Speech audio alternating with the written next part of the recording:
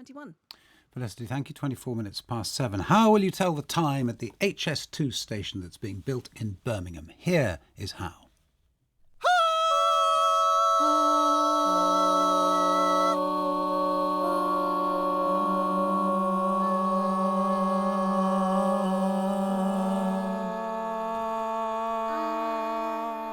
Yes, seriously. Human chimes. People from the Birmingham area were asked to come and donate their voices. Many did. Today's the last day of recording, I think. And Andy Ingamels is an experimental musician, a composer who's been doing the recording those voices for the clock and is on the line now. Good morning to you. Good morning. Tell us how it came about, what the thinking was and then what the plan was.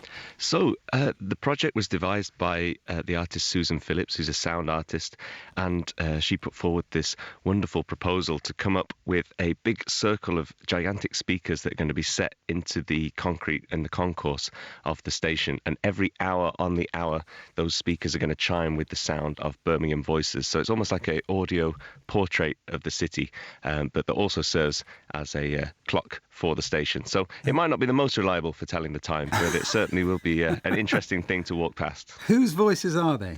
So we're aiming to get 1,092 in total. We've got 1,024 at the moment, so we've got that last push today to record, but we've got voices from all across the city. We've got really young people, we've got really old people, we've also got people who are in the middle of their life and teenagers, and it's just been incredible to meet so many different people when we've been recording. A lot of people come in and they say, I can't sing, I only sing in the shower, I only do karaoke, but then you sit them down, you warm their voice up, and everyone has a really unique sound that they make. Do you give them a note to sing? Yeah, so they come in and I usually start by just asking them their name, get them to relax a bit. Then we'll do a warm-up. We do various different warm-ups, and sometimes I'll just get people to give me a blast of their favourite song. Sometimes we've had people who've come in and they write their own lyrics, and then I kind of try and judge what note would be suitable for them, and also I have to think about what notes we need, and I play it on the piano and get them to sing it back. And when it happens, it's going to be noisy, isn't it? Well, I mean, it'll only be noisy once every hour for about a minute, so hopefully it's not going to put people off. And we've got some people who've been very nervous, some very young people who'll come and almost whisper their note. And then, as you heard on that example chime, we had a heavy metal singer who gave us a big falsetto scream.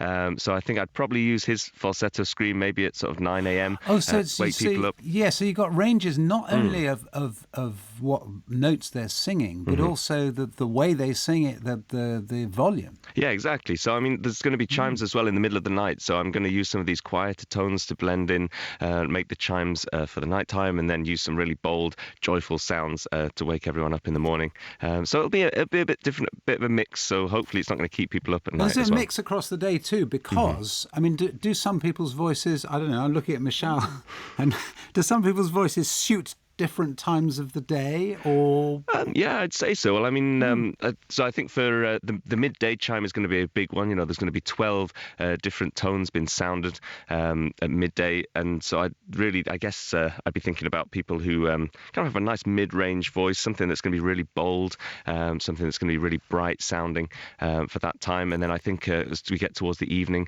perhaps and into the night, sort of people with a dusky kind of sultry tone, perhaps lower voices, that kind of thing. So yeah, I'm just going to, once I've got all these 1,090 voices, I'm just going to be auditing them, listening to them, seeing which ones work with which other ones. It's a fantastic idea. Andy saying that the sort of nicer, better voices are in the evening. I like the sound of the dusky, sultry tones. I feel we don't have them. Oh, that's very true. Yeah, well, I suppose that's the thing. I try and encourage people to give me those dusky tones. So Curzon St, who conceived of the idea of the project, she's very much interested in the human breath. I worked with her on an earlier project called War Damaged Musical Instruments, where she'd asked me to play the bugle from the Charge of the Light Brigade, and she was really keen for the sound of the sort of the breath to be coming through these holes that had been pierced through the bell of the bugle. And I'm trying to get not something similar for this, but to get people to really explore how their breath interacts with their singing voice. Okay, well, look, well done to everyone who's been selected. Andy Ingamels, thank you. You'll hear it, of course, but not till, well, whenever it is. 2028, I think, is the plan, isn't it? If indeed it happens. But presumably the clock will happen, even if the train doesn't. Even if the train doesn't. Bye. Simon's here with the sport. Not kind of. I don't know what note you are generally, Simon. Do you know what? Leave that with Perfect me. note. I'll let you know in an hour if that's all right.